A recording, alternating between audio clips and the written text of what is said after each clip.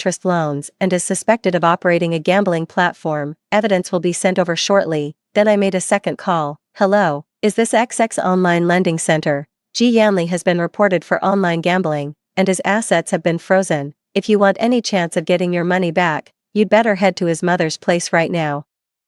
The third call was to Lin Qingshi. Come outside, you won't want to miss this show. 24. By the time Lin Qingshi drove me to my ex-mother-in-law's place, the main event was already in full swing. We found the perfect vantage point to watch the spectacle. A gang of burly men storming her house, smashing things, splashing paint, and causing absolute chaos. The ex-mother-in-law wailed and carried on like a madwoman. Stop it. Get out of my house. My son would never take out a loan from loan sharks. He's a successful businessman. Call the police. Someone call the police. This time, her hysterical tantrum was ignored, and she was even slapped a few times by the debt collectors. Seeing this, none of the neighbors dared to open their doors. The whole neighborhood knew their family had borrowed from loan sharks and were being hounded at home. My ex-mother-in-law's over-the-top vanity was about to reach its breaking point. I watched with keen interest. Go on, smash it, just smash it.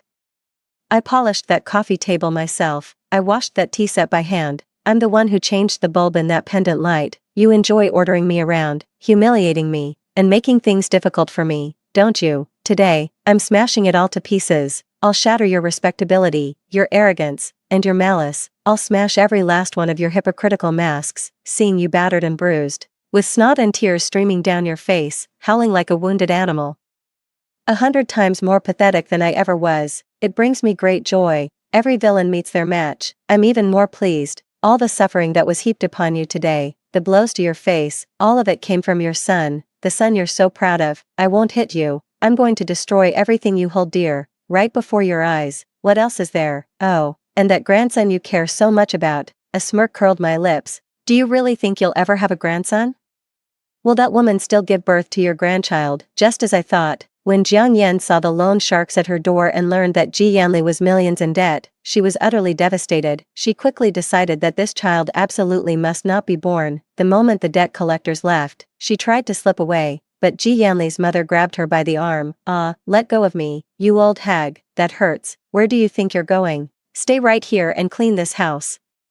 This isn't my house. Clean up your own pigsty. What did you just say, you little bitch? How dare you? You think you can run off now that my son's in trouble? Is that it? If you weren't carrying my grandchild, I'd have dealt with you already. Ugh, a deadbeat loser in debt isn't worthy of me bearing his child. I'm getting an abortion today. If you want a grandson, go dig through the hospital dumpster. What did you say? You're going to get rid of my precious grandson, you vicious woman.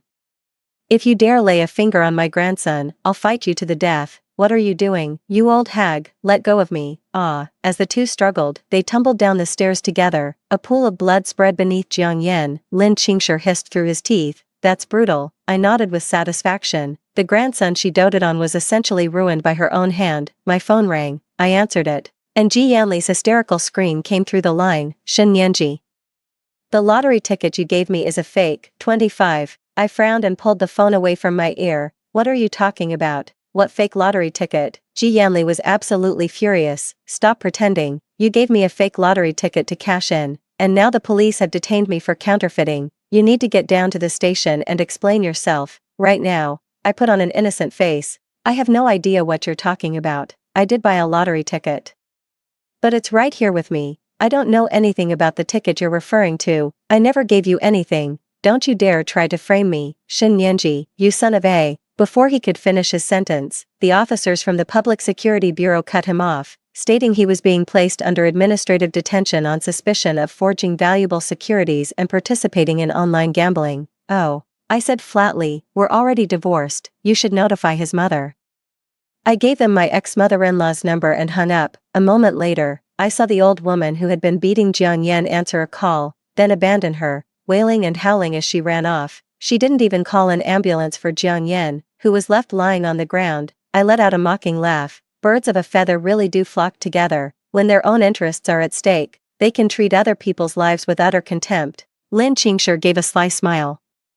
You were right to reflect on it last time. You were indeed young and foolish back then, with a narrow perspective, to consider such people family. I pinched his cheek. Oh, so you're not asking any more about who else that everyone outside might include, besides you. He let me mold him into all sorts of strange shapes, saying, no matter who else is there, no matter if I'm there or not, it's good that you can move on, even if I'm not there. I'm still happy, my mischievous hand stilled. And my eyes grew a little warm. Lin Qingshi, you absolute fool, who else could it possibly be but you? No one else could match such wholehearted sincerity. 26. Before Lin Qingshi and I left that day, we called 120 and had them take Jiang Yan away. Not long after, Ji Yanli was sentenced to a year and 3 months in prison for gambling. His company's assets were frozen. The company was dissolved, leaving behind a mountain of debt. Loan sharks would show up at his house from time to time to demand repayment, making his mother's life miserable. The police stepped in, and those using aggressive debt collection tactics backed off. This was due to the intricate connections between those online lending platforms and gambling sites, as well as the illegal nature of usury itself. In the end, the court voided the exorbitant interest rates, ordering Ji Yanli to repay only at standard bank lending rates, but he had lost everything. In the end, the court seized all the properties and vehicles under his name to be auctioned off to pay his debts. Despite all her kicking and screaming, his mother was forced to move out of the upscale neighborhood and into a low-rent apartment. Having been accustomed to a life of luxury and getting her way through tantrums and bullying, she found her new circumstances utterly miserable. There was no regular allowance, and no one would come to clean her apartment at the drop of a hat. She had no choice but to take on odd jobs herself, struggling to make ends meet. Her health had truly deteriorated, yet there was no one left to take her to the hospital. Later, Jiang Yan somehow found out her address and showed up with a few burly men to confront her. Sobbing, she cursed the old woman, calling her vicious and a murderer for pushing her down the stairs. She had miscarried, her uterus was damaged, and it would be very difficult for her to have children in the future. Jiang Yan demanded compensation from her with venomous spite, but she had nothing left to give. She was worn down to the bone, too exhausted to even put up a fight. After a torrent of blows and curses, Jiang Yan threatened to sue her for assault before leaving. Fine. At least mother and son could keep each other company in prison. All of this has nothing to do with me, his ex-wife, anymore. I looked up. The sunlight was just right. A good day for travel, a good day to visit family. Hey, Lin Qingshi, come with me to visit my parents. 27. In the cemetery, Lin Qingshi looked at the photos in the two small niches and greeted them politely. Hello, uncle and auntie, I'm Lin Qingshi. I'm 30 years old, my parents live abroad, and my family is fairly well off. I'm 183 centimeters tall and reasonably good looking, my financial situation is stable, and I have a clean record when it comes to relationships. Nice to meet you, I hope you'll like me. He looked so serious, I felt bad for even wanting to laugh. I took his hand and said, Mom, Dad, I brought Lin Qingshi to see you. I put the past behind me. Lin Qingshi is wonderful, I like him very much. You don't have to worry about me anymore, I'm going to be very happy. Lin Qingshi secretly squeezed my hand. So, is this you officially announcing our relationship in front of your parents? I smiled, my eyes crinkling. Yes, boyfriend. Congratulations on the new position. Lin Qingshi's face lit up instantly, beaming from ear to ear. Thanks for watching over me, Mom and Dad. I finally have a proper title. Don't worry, Mom and Dad, I'll take good care of Nian Nian. I won't give her a single chance to leave me. I watched, speechless, as he swiftly changed his tune and started spouting nonsense to my parents. Lin Qingshi, I never knew you could be such a troublemaker. He was taken aback. Why are you using my full name? How formal. I'm officially on duty now. Don't I deserve a special nickname? I stifled a laugh. Alright then, little Lin Qingshi. After my laughter subsided, I composed myself and went to find the columbarium attendant. After presenting the necessary documents, the attendant opened the small niche containing my mother's ashes. I reached inside and carefully pulled out a piece of paper from behind the urn. It was the lottery ticket worth 5 million. Lin Qingshi's eyes widened. You've got some nerve, hiding it here. I couldn't help but feel a little smug. Of course, ever since I was little, my mom has always held on to my New Year's money. She's totally trustworthy and never kept a penny for herself. Of course, if I won the lottery, I'd hand it right over to Mom for safekeeping. When I came to the cemetery with Ji Yanli that time, I took advantage of him stepping out to make a call and hid the lottery ticket in the columbarium. He wanted to visit his parents then, but I turned him down. He never would have imagined that I'd come here alone and done all this. Later, I forged a lottery ticket to force him into a divorce and cut ties, lured him to claim the prize to get him arrested, and then reported his online gambling.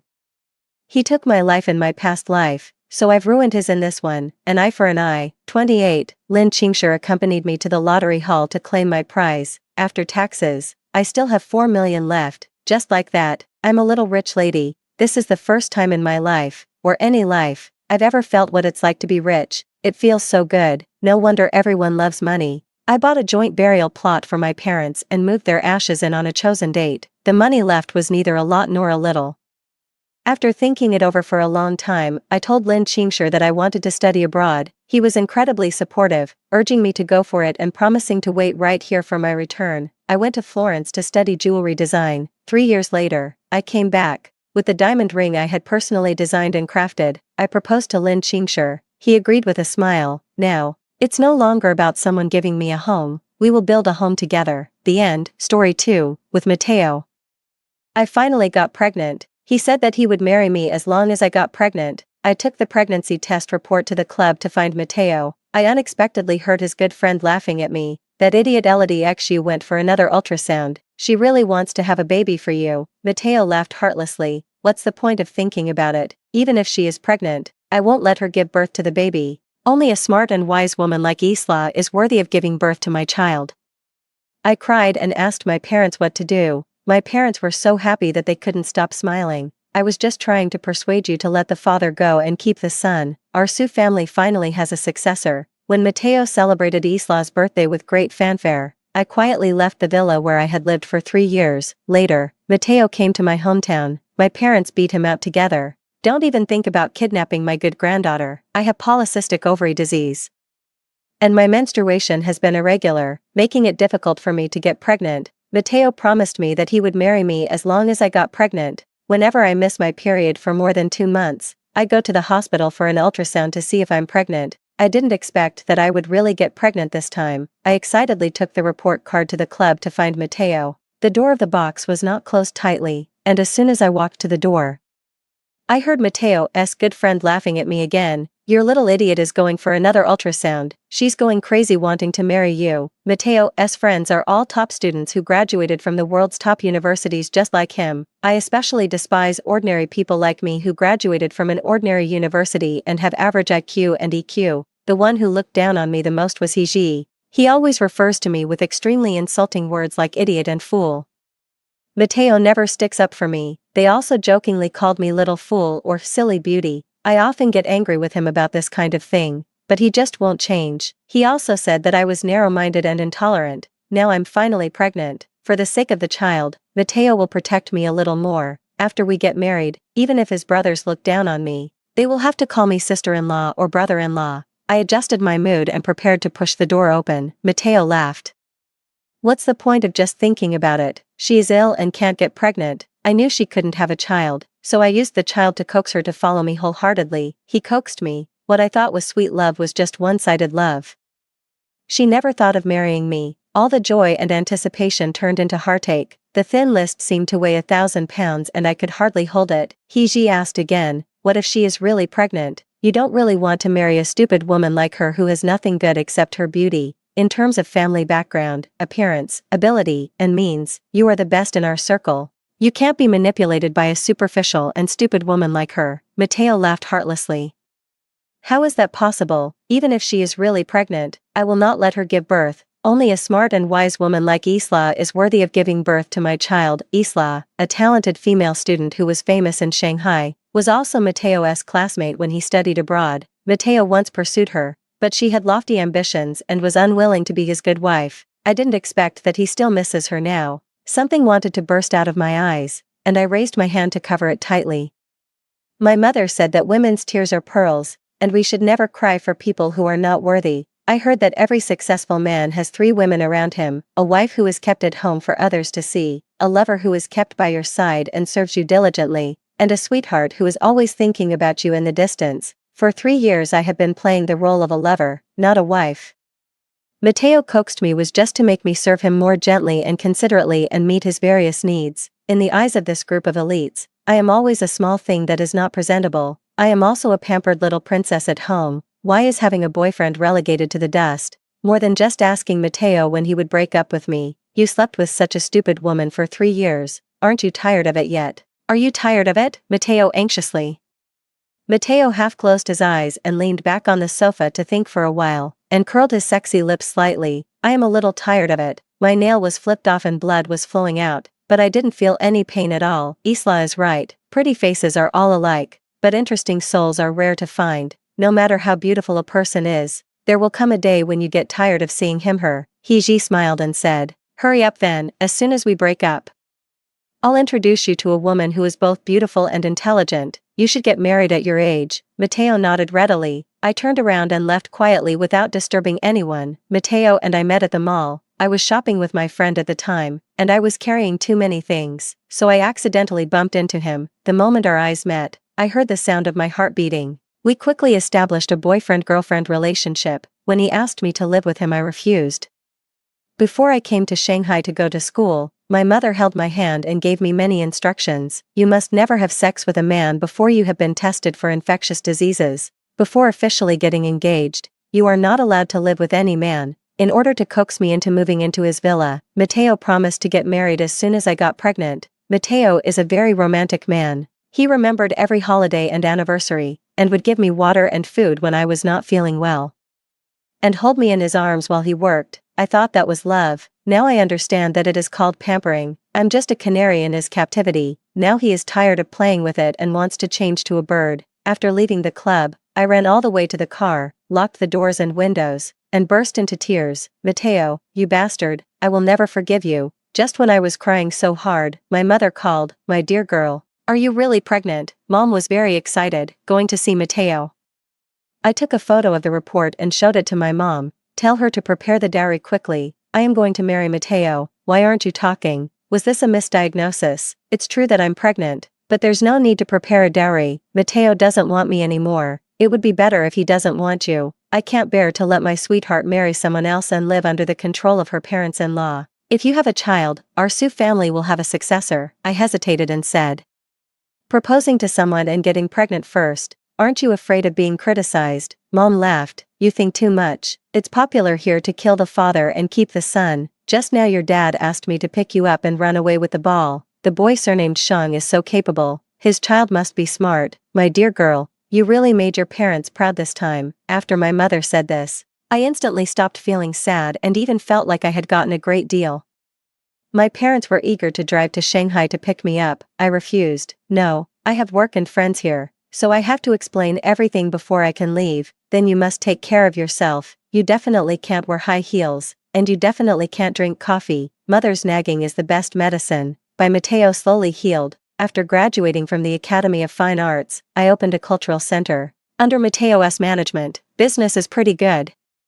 I have to get rid of all that art before I leave. Just after I posted the transfer advertisement in the group, I received a private message from my friend Xiaoting Yu. Did Matteo propose to you? Are you planning to close the store and become a full-time wife? No, don't pretend. Your engagement ring was ordered from our company. If you don't believe me, I'll send you the drawing. Did I misunderstand Matteo? He was just talking nonsense with his friends and never thought about breaking up with me. The day after tomorrow is our 3rd anniversary. Will he want to give me a surprise on that day? All the haze was swept away. I waited anxiously and happily. The 2 rings put together formed 2 stacked hearts. Xiaoting Yu sighed. Big heart and small heart mean that his heart is all about you. He is so romantic. Yeah, he's such a romantic. Unfortunately, the target is not me. The heart is made up of 2 Y letters, front and back. It is the first letter of Matteo S. Yen and Isla S. Yao. He was indeed ready to propose, but it's not me. While he was being affectionate with me, he was also planning to propose to his sweetheart. It turns out that men's sex and love are really separate. The wound that had just been healed by my mother suddenly opened up and started bleeding. I stepped on the accelerator and the car sped towards the store. I need to deal with all the things here as soon as possible, and leave Shanghai and Matteo immediately. My mother sent me a lot of things to pay attention to during pregnancy. After dinner, I read them carefully while lying in bed. This is the first grandson of the Su family and may also be my only child. I must have him born safely and healthily. At 1 o'clock in the morning, Matteo came back drunk and threw himself heavily on the bed. Wei. I have a headache. Give me a massage. Matteo suffers from migraines. He smokes and drinks a lot, and he has seen many doctors but none of them can cure him. In order to take good care of him, I learned how to massage, cook medicinal foods, and boil various nourishing soups. In the past, when he went out for social events, I would prepare various soups and midnight snacks for him at home. I didn't do anything tonight, pretending not to smell the alcohol on him, not to hear his slight humming, not to see his pale face and furrowed brows. Matteo was quick to sense my unhappiness, so he turned my body around and hugged me. Is there something that makes you unhappy? I closed my eyes and made up an excuse. My stomach is not feeling well. Then I'll give you a massage. His hands are big and warm, and the pressure when massaging is just right. In the past, he took care of me so gently and considerately, and I felt that he was the best man in the world. Now, I just think he is such a scumbag, so dirty. I feel like I'm lying in a garbage dump. I stood up and dodged. I'll go get some water. Matteo followed and hugged me from behind. You went to the hospital again today. Did the doctor say anything unpleasant to you? If I tell him now that I'm pregnant, will he change his mind and propose to me? He is not a gentleman at all and will not keep his promise. Besides, he was about to propose to Isla and definitely didn't want this child. If he knew, he would definitely force me to abort the child. I shook my head. The doctor said it would be difficult for me to get pregnant. Maybe I will never be able to have a child in this lifetime. Matteo leaned down and rubbed my cheek affectionately. It's okay, I won't hate you. You don't mind that I can't have children, because you don't want my child at all. You just think I'm not smart enough or capable enough. It makes you lose face in front of your friends. I dislike you too. If you try to play both sides, your body and mind will be impure. As soon as I got up, Aunt Wu brought me some uterus-warming soup. Mr. is so kind to Miss. He is always concerned about Mrs. health. Miss, please give Mr. a big fat boy soon. Can something just a sentence be applauded? I spend several hours every day cooking for him, boiling water, picking out clothes for him, matching various accessories, and organizing the cupboards, compared to what I have done. His contribution is not even worth mentioning. I didn't answer it and turned into the studio to pack my things. Auntie Wu followed me in and kept nagging me to drink, telling me not to waste Mateo's efforts. I sneered. Mateo never thought of me giving birth to his child. He asked you to make soup not because he really cared about my health, but just pretended to make me think that he cared about me. It is only now that I understand that if he really wanted to have a child with me, he would not have had sex with me without restraint. He will adjust his daily routine, control his smoking and drinking, and take good care of my body. So please stop saying he is doing this for my own good. Wunma was unhappy. How can you say that, sir? I shut her up with one sentence. Who did you deliver lunch to at noon the day before yesterday? Auntie's face changed drastically and she dared not say anything more. It seems that I was right. She really went to take care of Isla.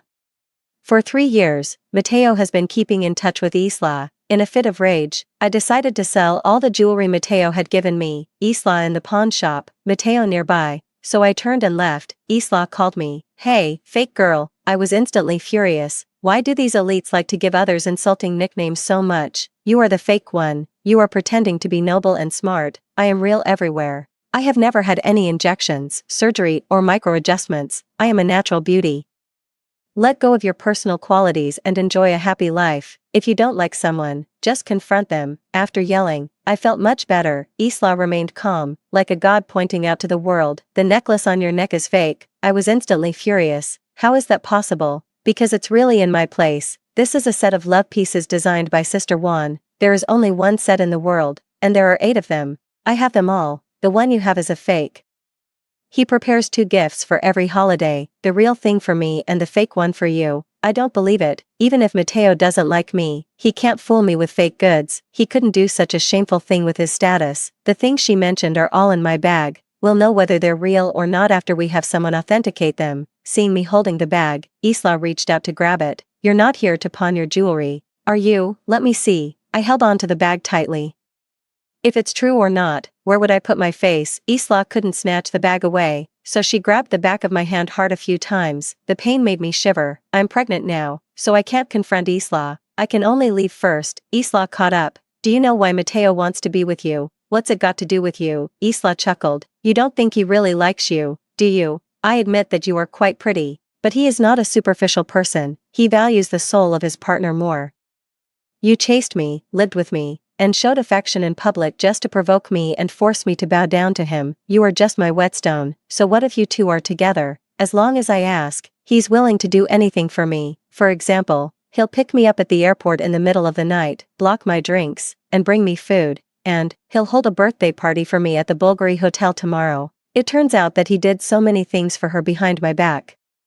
While I loved him with all my heart and was waiting for him wholeheartedly, he was protecting another woman from the wind and rain. All the kindness he showed me was just to stimulate and sharpen Isla. Haha, scumbag. She celebrated her birthday with a grand banquet in a 5-star hotel, but mine was celebrated in secret. Am I really that unpresentable? Want to propose? Right. I have to give him some eye drops. I put on a fake smile and said, he likes your intelligence and my beauty. Neither of us is a perfect woman who combines beauty and intelligence, so let's not make things difficult for each other. Isla sneered. Only prostitutes rely on showing off their beauty. This is too insulting. I couldn't bear it anymore and slapped him. Isla. Mateo suddenly appeared and supported Isla. I felt guilty and subconsciously hid my bag behind my back. Isla burst into tears in an instant. Moyen, I'm in so much pain. I just hit her lightly. How much did it hurt? She scratched the back of my hand, but I didn't even cry out in pain. Real tea. Mateo glared at me unhappily and asked me to apologize to Isla. Why? She scolded me first. Apologize. I held back my tears and stubbornly refused to bow my head. Since you don't apologize, I'll slap you in the face. Isla slapped me hard in front of Mateo. Mateo's eyes flashed with heartache, and he hesitated to speak. Finally, he turned his face away and said calmly, this is what you deserve. The last bit of hope in my heart was dashed. I no longer have any hope for this city or Mateo. I watched coldly as Mateo opened the car door for Isla, considerately put his hand over her head and helped her into the car. It turns out that he is gentle and considerate to everyone.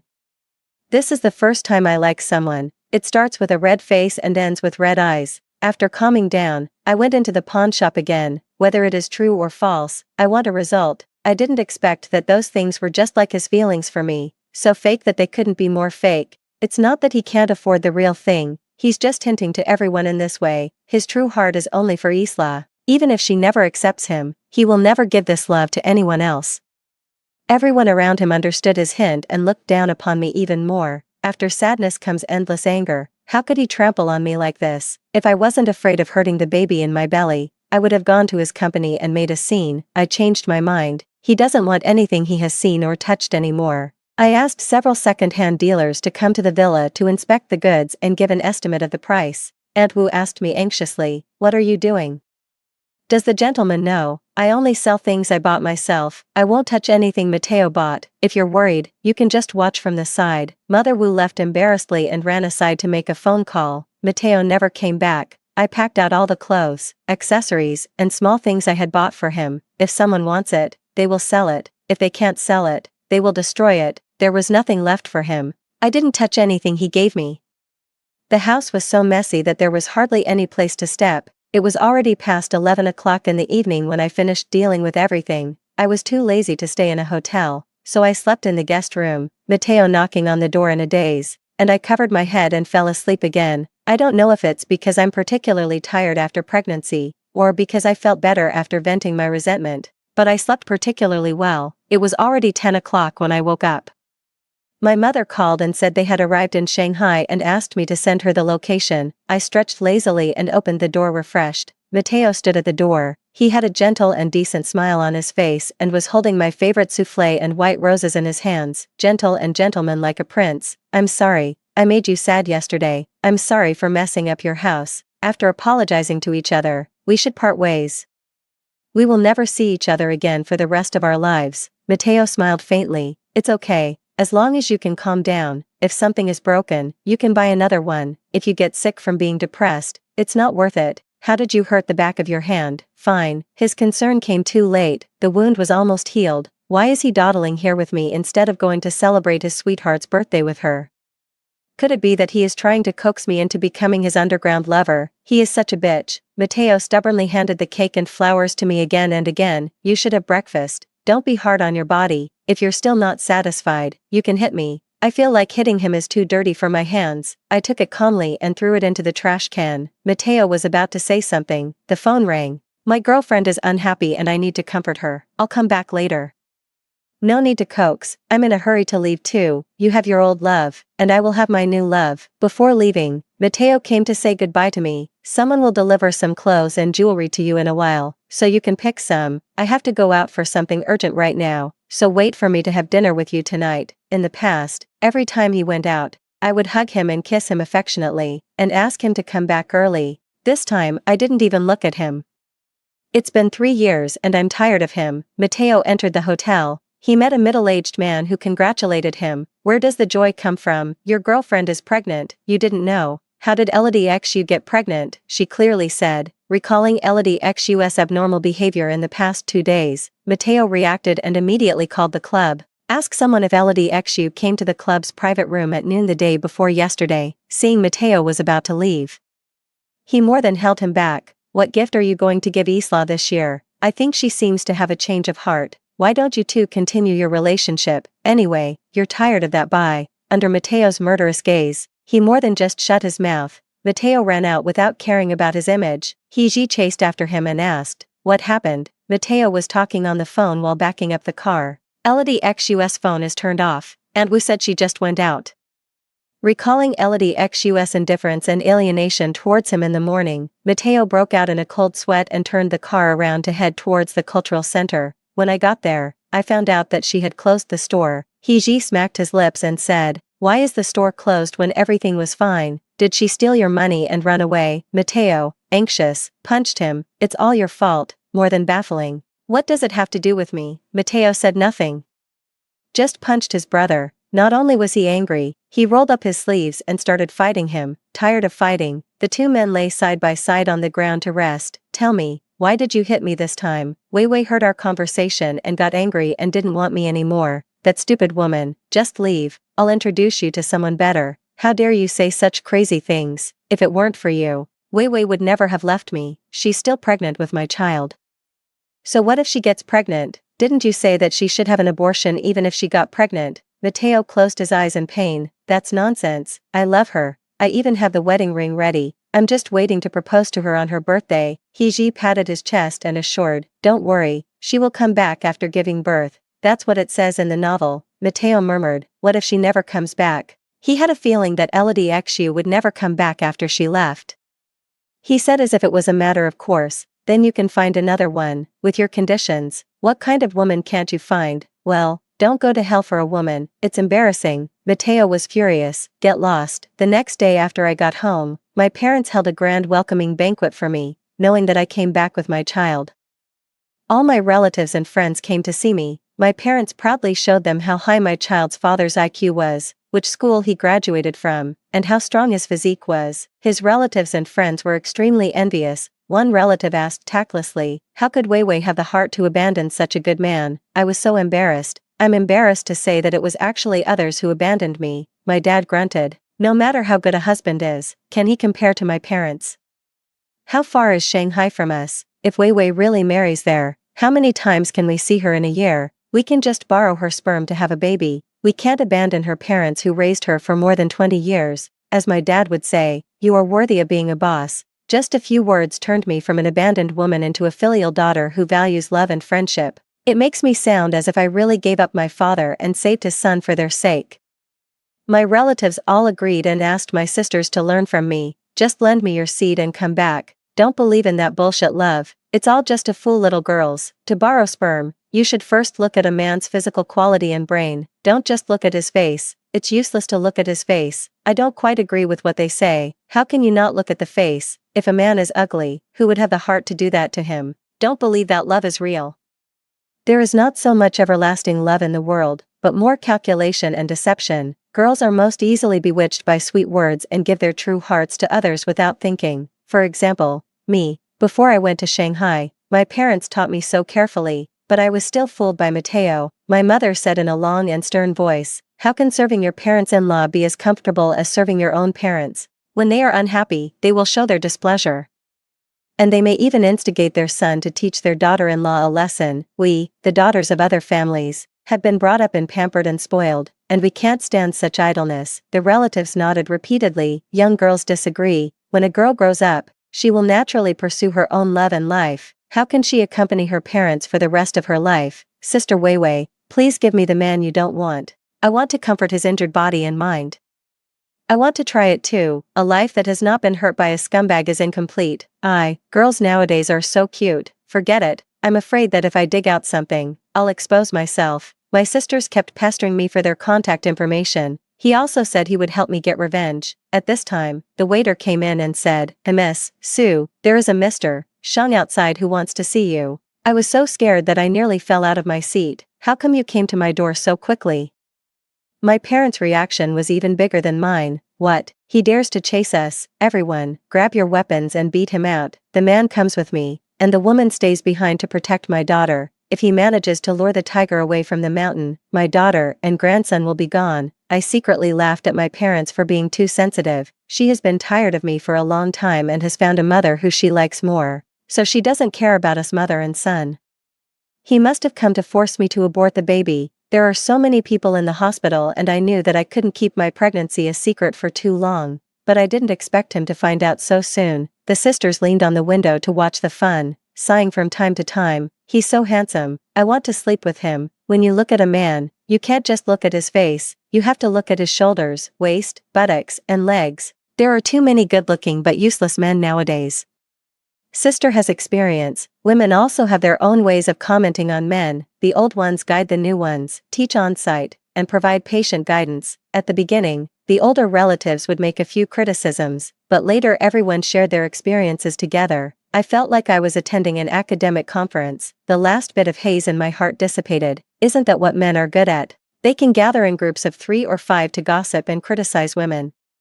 So why can't women criticize men? Mateo sent me a message. What you heard that day was not my true words. I love you and want to marry you. Please come out and see me. I replied to him, but I don't love you anymore. Let's break up. After sending this message, I dialed the calling card. Whether it was sincere or false, it's all in the past. Now I just want to stay with my parents, give birth to my baby safely, and then try to take over the family business. Although I am not smart and have poor learning ability, hard work can make up for my shortcomings. My major has nothing to do with my job, so when I arrived at the company, I was completely in the dark and didn't understand anything. My parents taught me step by step, starting with the simplest way of making a table. Brothers and sisters share their experiences and tips with each other in small groups. On weekends, we all get together to play cards, drink tea, and watch movies. Life is simple and happy. When I was 8 months pregnant, Mateo came again. I haven't seen him for more than half a year and he has lost a lot of weight. He had dark circles under his eyes and looked a little listless. A trace of heartache flashed through my heart, and I forced myself to turn my head away and not look at him. This is his way of making myself suffer. I can't be soft-hearted. Mateo held the flowers and knelt on one knee. Wei, please forgive me. I really love you. I can't live without you. He has said this kind of coaxing words many times, only this time it's the most humble. There is a feeling of being broken, as if a god has fallen from the altar for love. My cousin spat at him. What do you mean by love or not? I think you are here to steal the child. I am warning you. My cousin was severely brainwashed by my parents and was only concerned about preventing Mateo from snatching the child away. Mateo threw a watch box to his cousin. Can I talk to Wei for a minute, just for a moment? My cousin opened the box and took a look, and was delighted. 10 minutes, I was furious. How can you be so blind? You can be bribed by just a watch. My cousin laughed and said, not a small amount, over $1 million. My heart ached. He would spend more than 1 million yuan on a stranger, but would give me worthless fake goods during various festivals, causing me to be laughed at. Am I so worthless in his heart? Now you come to ask for reconciliation, give watches to others and flowers to me. Is there a tumor in his brain? Seeing my gloomy face, Mateo asked nervously, Wei, did I do something wrong again? We broke up a long time ago. What right do I have to criticize his actions? Wei, there are a lot of misunderstandings between us. And I want to explain them to you. First, everything I said in the club that day was a lie. I truly love you and have never thought of separating from you. Second, I interrupted Mateo, but your dislike for me is real. You think I'm just a show-off. During this time, I figured out some things. Mateo really likes me, Isla, as much as I thought, and he never thought of proposing to her. Otherwise Isla wouldn't have said those things to me to force me to leave. But it is true that he gave me fake jewelry, and it is also true that he disliked me. For these 2 reasons alone, I will never forgive him. Mateo was in so much pain that his straight spine suddenly bent. Like a criminal who has committed a serious crime, he crawls on the ground and begs for forgiveness. I'm sorry, it's my fault, I shouldn't have. Go away, I don't want to hear any explanation. We're over a long time ago. I've moved on, you should move on, too. Mateo held my legs and begged. I can't go on, I just want to be with you, but I don't love you anymore. I was always nervous when I was with him, worried about being laughed at by his brothers and being interfered with by other women. After I left him, everyone was very nice to me and tried to please me. Mateo wanted to continue to argue, but his cousin stopped him. Time's up, let's go. Half a month later, Isla came. She looked even more haggard and worn than Mateo. As soon as she saw me, she bowed 90 degrees to apologize. Sorry, I didn't give her any good face at all. No need, I just thought I was bitten by a dog. Now the dog has suffered its own retribution, so I won't take it seriously. Isla lost all her pride and begged for my forgiveness in a humble manner. After listening to her words, I realized how hypocritical and greedy she was in private despite appearing to be noble. When Mateo expressed his love to her, she refused because she wanted to temper his temper. Later, when Mateo was with me, she regretted it, but she was too embarrassed to ask Mateo to get back together, so she instigated Mateo's brothers to bully me, hoping that I would give up. I didn't expect that Mateo doted on me so much and gave me enough face in front of others. She could never find an opportunity to intervene. Mateo's birthday, I prepared a watch worth over 900,000 yuan. Isla instigated her Aunt Wu, to switch me.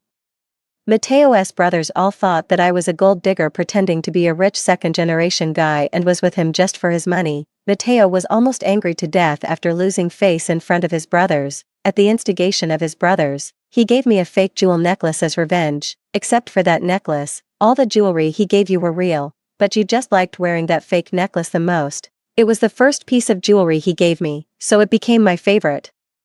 I wear it everywhere. Unexpectedly, to ask for forgiveness, Isla slapped herself. Everything I said that day was a lie. He never gave me any jewelry, he never picked me up or dropped me off, he never held a birthday party for me. I staged it all myself. I was wrong. Please forgive me. It can be seen that she was really forced into a corner, but I don't want to forgive her. I don't want to forgive anyone who has hurt me. I paid the price for my stupidity. And they should also pay the price for their calculations, be it unemployment or jail time. They deserve it. I didn't refuse until she was tired of fighting. I'm not the one who's making things difficult for you, so what's the point of begging me? Isla tried to blackmail me. I begged you so much. Why can't you forgive me? Do you really want me to die? Are you so cruel? I laughed heartlessly. So what? Isla went crazy and wanted to die with me. So she was taken to the police station by my bodyguards. When my parents found out, they asked me if I wanted to think of a way to deal with Isla. No need. Naturally someone will take care of her. There is no need to dirty our hands. On the day the child was born, the whole family came to the hospital to accompany the birth. Relatives were excitedly discussing whether the child was a boy or a girl, who he looked like, how much he weighed. Others are placing bets. After the baby was taken out of the delivery room, everyone went to see the baby, but only my parents came into the delivery room to see me. The mother cried until her eyes turned red. Thank you for your hard work, my dear girl. Are you hungry? Are you thirsty? The father was so excited that he burst into tears. The big fat boy weighing more than 15 pounds is so adorable. You have worked so hard, my dear. 10 months of pregnancy and 1 day of delivery. Our Sioux family finally has a successor. And my mission is accomplished. When talking about the children's parents, they couldn't stop smiling. This child is really good looking, lively and smart. He will definitely be able to take over the family business in the future. That's right, the child has a full forehead, a high nose bridge, and thick and big earlobes. He is a blessed person. I felt a little sad. No matter how blessed he was, it couldn't cover up the regret of not having a father, be it my grandfather or my uncle. They can never be as intimate and majestic as my father. Alas, life is not perfect. An unusually tall nurse came over quietly and held my hand with red eyes. Weiwei, how are you? Are you feeling unwell? Is she Mateo? Why are you dressed like this? When my dad saw him, he kicked him and said, "How did you get in here, you bastard? You are such a thief. Get out of here, security guard." Mateo grabbed my sleeve tightly and refused to let go. Uncle, please let me stay and take care of Weiwei and the children. This is my responsibility. They need me, too. Please, uncle. Weiwei just gave birth. She is very weak. I want to stay and take care of her. My dad looked at me hesitantly. I slapped Mateo in the face and said, "Get lost. You and I have nothing to do with each other." He never stood up for me when I needed him. Every day I spend with him, I spend it in tolerance. For the rest of my life.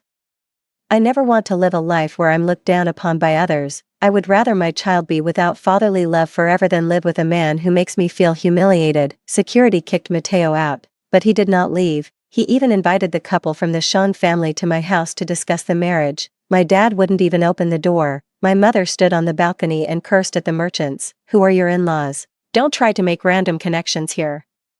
My daughter has been with your son for 3 years, and you have never mentioned marriage. You have never even visited our Sioux family. How come you came to our house after the child was born? What do you mean by your grandson? This is my daughter's child. He is the grandson of our Sioux family. What does this have to do with your business? Who cares about your family business? Although our Sioux family is not as wealthy as your Sean family, we are still able to raise a child. Instead of getting entangled here, you might as well find a wife and go home to give birth to a child yourself. The 2 old merchants were so angry with my mother that they left, but Mateo refused to leave no matter how much she scolded him. He couldn't deal with my parents, so he asked the government to mediate on the grounds of investment. My parents were determined to protect me and my children and would not give face to anyone else. Finally, Mateo proposed to live with me as a son-in-law. My mother stopped scolding him all of a sudden. It's not easy to be a live-in son-in-law. I have to respect my parents and take good care of my daughter. And, my mother made a lot of demanding requests, and Mateo agreed to all of them. I'm here to work like a slave for the Sioux family. As long as you're willing to let me come, I'll accept any conditions. My mother stopped talking and looked at my father. My father taunted me. There are so many people who want to be our son-in-law. Why should I let you be the one? Mateo said confidently. I can do what others can do. And I can also do what others cannot do. If you have any requests, just let me know. Bah, who are you calling father-in-law? My dad asked loudly. Can you double the company's performance in half a year, Abel? Can you help us expand our business in Shanghai, Abel? What if I can't do it? It's up to you. My dad was tempted. Then you can be the vice president of the company first. We can talk about other things later. I'm so angry. Didn't we agree to send the father away and keep the son? Why did you leave your father behind again now? Is it because the company can't recruit a vice president? My dad blushed slightly. Who would go against talented people? I've been a boss my whole life, but the business I've accumulated is not as impressive as what he built in a few years. I want to learn from him secretly. My mother agreed. I just don't want you to marry far away. I'd love for him to be my son-in-law. It's painless to be a mother, and I get a half-son for free. I won't turn down such a good deal. She is really good at calculating. The merchant's parents are no pushovers, so how could they really let Mateo marry into the family? Everything is a stopgap measure. What they want is to pack up your daughter and grandchild and take them away with you. Since joining my company, Mateo has come to my house every day under the guise of discussing business. Every time he comes, he brings me a bouquet of flowers and a small soufflé cake. I never give him a good look. He didn't care and was very tactful in finding something to do for himself. When Eeyore cried, he would clumsily lift up his diaper to see if he had urinated. Sometimes, as soon as he untied the diaper, Eeyore would pee and spray all over his face. After a moment of panic, he laughed at himself awkwardly. I heard that boys' urine can clear away heat and detoxify. And it just so happens that I have a little internal heat. My son is really considerate. I mocked him. Why don't you drink at all? Mateo flattered. There will be another chance next time. No matter how I made things difficult for him or pushed him away, he never got angry, but continued to take care of the children tenderly and carefully, and coaxed me with a pleasant face. The more he compromises in front of me, the more I dislike him. I think people should be equal and respect each other, rather than one person trying hard to please another. His behavior only reminds me of the days when I was laughed at and looked down upon by his brothers. I feel sorry for my past self, and I also feel sorry for him now. I don't love him anymore. No matter how good he is to me, we can't go back. I don't want to trap him here with a slim hope. That's just mean. Don't waste your time. I will never go back with you. Go back to your home. That's your world. Mateo smiled calmly and said, if you don't want to go back to Shanghai, I will stay with you in Chengdu. Wherever you and our son are is my home. I asked him if he missed his parents and friends. He said he wanted to, but his parents are in good health and do not need his care for the time being. His friends were fine and didn't need his help. Only my child, and I can't live without him. Before, I brought you into my circle but didn't protect you well, causing you to suffer a lot of grievances. Now, I have entered your circle, and like you did in the beginning, I am looked down upon and laughed at for my ignorance. I now truly understand how sad you were at that time. I apologize to you for my selfishness and frivolity at that time. I'm sorry, Weiwei. His words "I'm sorry" brought back 3 years of bitter tears for me. I want to be more generous and say it's okay to him, but I can't do it. When his brothers and friends mocked and insulted me, he never refuted a word on my behalf. He thinks I'm an idiot and a fool just like them. I'm definitely not smart enough. Many times I couldn't understand their profound conversations and just stood there like a fool. I can call myself an idiot, but others can't call me that. I will never forgive you. I really can't let bygones be bygones. Mateo smiled and shed tears. I know, I will never be able to forgive myself. I just want to be nice to you and the children, and forgive myself for my ignorance and arrogance in the past. Mateo treated me. The less I wanted to see him, in order to make him leave tactfully, I deliberately attracted a lot of attention outside. Mateo's nose was crooked with anger. He beats everyone he sees, like a mad dog. How dare you covet my wife? Why don't you take a look at yourself? How can you compare to me? How dare you compete with me for a woman? If you dare to bother my wife again, I will break your legs. I will break them into pieces and make sure you will never be able to stand up again. The lawyers were all so angry at him that they came to me and begged me to give them a chance to live. I asked my mom to persuade Mateo to leave. My mother thought that Mateo was capable and responsible, a rare good man, and asked me to accept him again. Everyone makes mistakes sometimes. It's okay as long as he corrects it, I said stubbornly. What if I already like someone else? Mom was surprised. Whose kid is this? How does he compare to Mateo? Why compare with Mateo? Just his looks, figure, family background and abilities. Who can compare to him? My mother saw through my thoughts and advised me not to be stubborn. I'm not speaking for Mateo. He's really a good guy, much better than your dad was. Mom knows what you hate. and I understand that the resentment in your heart cannot be dissipated all at once, but people must look forward. Mom still says that knowing one's mistakes can lead to improvement. Giving him a chance is also giving yourself a chance, believe me. You will never find a better man than him in your life. I still can't get over this. If you can't find it, you can't find it. Is it really not possible for a woman to stay single for her entire life?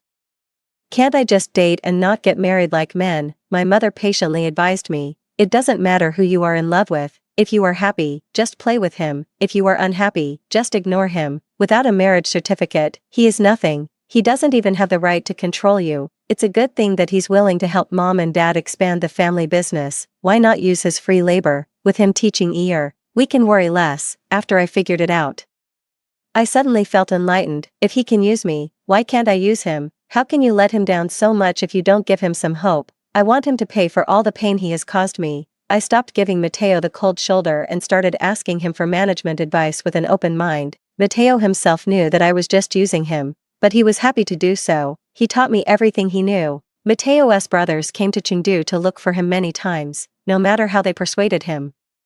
He refused to go back. They all said that Mateo was seduced by my beauty and fell into depravity. Mateo is not ashamed of it, but proud of it, so my appearance is still very attractive. I feel relieved. You don't know how many people are chasing after her. I'm always worried that I'll be dumped. He just curled his lips in disdain. Are all the men in Rongqing idiots? They chase after such a stupid woman. Mateo got mad on the spot and kicked Hitchi in the leg. Who are you calling stupid? She's my wife. She's not as smart as you, but you're much uglier than she is. Has she ever called you ugly? More than just rage. Mateo, are you crazy? Fighting your own brother for a woman? Mateo yelled. You are disrespecting me by scolding my wife in front of me. If I hear you say such disrespectful words to her again, we can no longer be brothers. He overturned the table and said, only a fool would want to be a brother to a wife slave like you. I will never come to see you again. Year's first birthday party was held with great fanfare, and the Shang and Su families competed in giving gifts to their sons. Mateo's brothers came too. Everyone who sees me politely calls me sister-in-law or sister-in-law. Not only that, he also prepared a generous gift for me as an apology, but when I see him, I will remember all the bad things he did to me. I can't even force a smile. During the dinner, the two old merchants asked, when are you two going to get married? It's not good to keep putting it off like this. We can't keep Moyen staying in your house like this without any status. Is this forcing marriage in public? The real show is finally about to begin. Mateo, who was looking at me with tenderness in his eyes, and smiled calmly, then please take him back to Shanghai. Although my parents want to find a son-in-law, I have never thought of getting married. All the indulgence I showed him before was just to make him work hard to help my family. It was also so that I could slap him in the face in front of everyone today. Mateo's face turned pale instantly and he came to pull my hand tremblingly. Wei, what nonsense are you talking about? My father-in-law and I made a 1-year agreement, and I did everything. We should get married now. I backed away indifferently. Vice President Shang, the 1-year contract has expired. We will not renew it. In 1 year, we learned everything we needed to learn. Mateo is of no use to us, of course. Useless and eyesore things should be thrown away as soon as possible. Mateo was in great pain and asked me why I still refused to forgive him. I laughed heartlessly. I told you a long time ago, I will never forgive you. Even if you kill Isla, stay away from your former brothers, and do your best to make my company bigger and stronger. I still won't forgive you. You can choose to leave, or you can choose to continue to lick my boots. I deliberately emphasized the word kneeling and licking. And the merchant's relatives and friends were all furious. Who do you think you are? Are you worthy enough for our Mo Yen to kneel down and lick you? Mateo, if you were a man, you would come back to Shanghai with us right away. Moyen, I've already told you that she's not worthy of you. Don't waste your time on her. Mateo ignored the dissuasion of his relatives and friends and turned to my father to fulfill his promise. I love her and I want to marry her. We signed a contract at the beginning. As long as I meet all your requirements, you will let me be your son-in-law. Please fulfill your promise and let me get married with Wei. My father pulled over the goddaughter who had been prepared long ago. This is my second daughter, Su Yu. If you want to agree to marry her, you can go with her to get the marriage certificate right away. Mateo slumped to the ground, smiling bitterly. You never thought of reconciling Wei and I. You just wanted to use my talents to help your company move to the next level, right? My father smiled wryly. Mr. Shang is really smart. My Wei is really not worthy of you. So I won't delay you. Go back to your city of Shanghai. Mateo, who was already exhausted after working overtime for a month, fainted after being so angry at my dad's words. The merchants took him back to Shanghai while he was unconscious. Before leaving, they uttered a lot of threatening words. I never took any of it to heart. The more I can't get it, the more I miss it. Mateo will continue to protect us, mother and son, even if he knows there is no result. He will not let anyone hurt us. He will only blame himself and regret what he has done. How can a broken mirror be reunited? In the story, Su Dian found Princess Lakong, and the couple were reunited, but they still couldn't be together in the end. Su Dian became a monk, and Princess Lakong returned to the Yang family. They were separated forever and never met again in their lives.